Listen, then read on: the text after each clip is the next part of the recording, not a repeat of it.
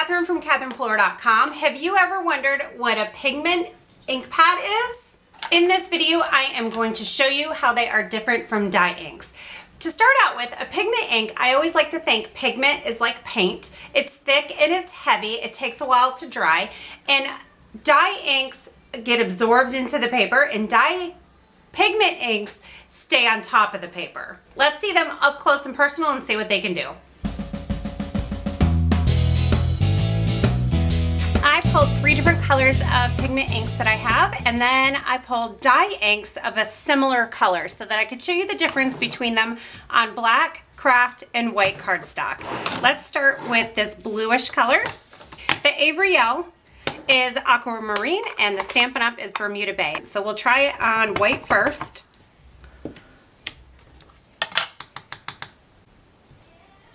Not a whole lot of difference. The pigment ink looks a little bit more chalky.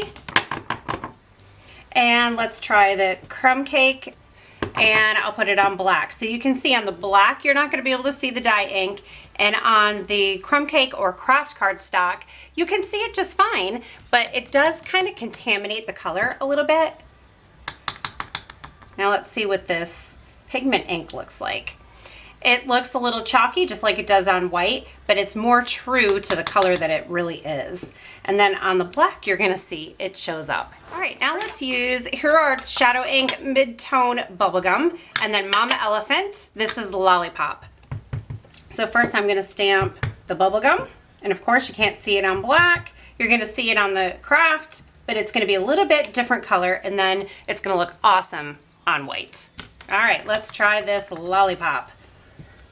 It's pretty subtle, but you can still see it.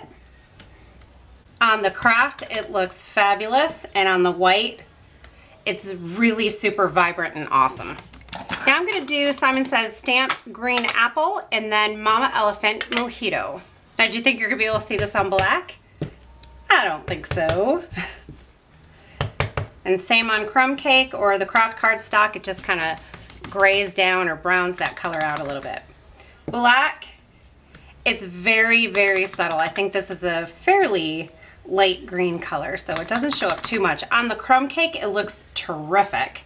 And then on the white, it looks terrific as well. Now remember when I told you it takes the pigment ink a while to dry? Well, that comes in handy if you want to emboss your image. So I'm using a green ink color and red embossing powder. And you'll see that embossing powder sticks right to that stamped image.